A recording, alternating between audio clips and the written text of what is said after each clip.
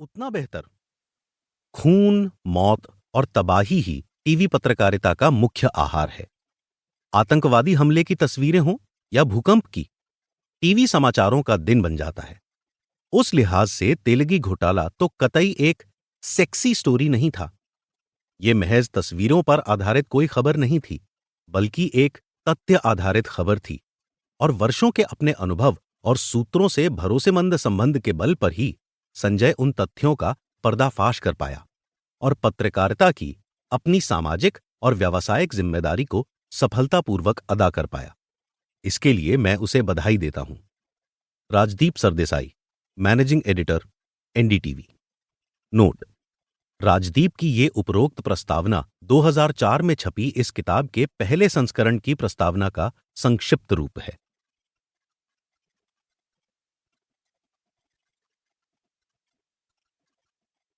अनुभवों की डायरी।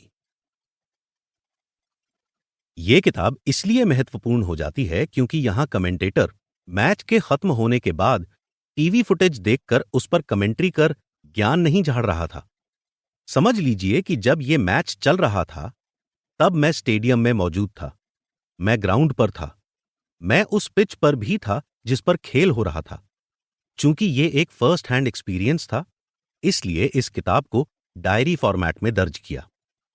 25 साल से ज्यादा लंबे पत्रकारिता जीवन में कई खबरें आईं और गईं, कई सारे पर्दाफाश किए, मगर तेलगी स्कैम जैसा कुछ नहीं।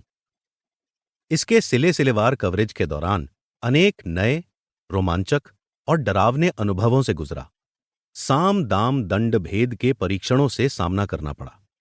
सत्तारूढ़ बड़े राजनेताओं से लेकर खतरनाक पुलिस वालों से भिड़ना पड़ा, मगर हौसला पस्त नहीं होने दिया और भूत की तरह खबरों के पीछे भागता रहा। साथ ही अपने पत्रकारिता के मूल्यों को बरकरार रखने की भरपूर कोशिश की।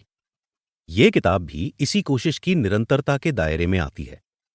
दरअसल ये किताब दो अलग अलग टाइम डायमेंशन में लिखी गई। पहला एडिशन लिखा गया था 2004 में और उसके बाद मौजूदा अपडेटेड एडिशन 2021 में। इसके पीछे वजह थी इस पर वेब सीरीज का बनना। Scam 1992 the Harshad Mehta story के जबरदस्त हिट होने के बाद सोनी लिव के प्रतिनिधि के तौर पर स्वप्निल उधाड़े मुझे मिले और वेब सीरीज की संभावना टटोली। संयोगवश मेरे जन्मदिन 4 मार्च को ऑफिशियल अनाउंसमेंट किया गया कि सोनी लिव के लिए एप्लॉज एंटरटेनमेंट इस वेब सीरीज को बनाएंगे और हंसल मेहता इसका निर्देशन करेंगे। एक सेडिस्टिक गर्व की बात थी, क्योंकि अंग्रेजी से हिंदी के अनुवाद के मुकाबले हिंदी से अंग्रेजी में अनुवाद हुई पुस्तकों की संख्या बेहद कम होती है। पब्लिशिंग की दुनिया से मैं अनजान था और इसमें मार्गदर्शन किया परिदृश्य प्रकाशन के रामकुमार और मेरी लेखिका मित्र वृषाली तेलंग ने। हार्पर कॉलिंस के सचिन शर्मा ने मुझे प्रोत्साहित किया कि इस किताब का एक अपडेटेड वर्जन लाऊं। मुझे ये बात तर्कसंगत भी लगी, क्योंकि फर्स्ट एडिशन 2004 में आया था और उसके बाद भी इस मामले में बहुत कुछ हुआ और होता रहा 2017 तक। मैं उस डेवलपमेंट को लगातार फॉलो तो कर रहा था, इसीलिए उसको लिखना जरूरी था, वरना किताब अधूरी लगती। मगर यह आसान काम नहीं था, क्योंकि काफी अरसा गुजर गया था। बहरहाल फिर से दस्तावेज खंगाले गए, इस केस से जुड़े लोगों से मिला, सारे घटनाक्रम को एक सूत्र में पिरोया गया। बहुत से केस अपने लॉजिकल अंत तक पहुंचे थे और कुछ अभी भी जारी थे। कईयों को सजा हुई, कई बरी हुए और कई अब भी अपनी बारी का इंतजार कर रहे हैं। एक और जरूरी बात, इस किताब को लिखने के पीछे मेरा यह कतई इरादा नहीं रहा कि इस प्रकरण से जुड़े किसी व्यक्ति के चरित्र पर उंगली उठाई जाए या उसे दोषी ठहराया जाए।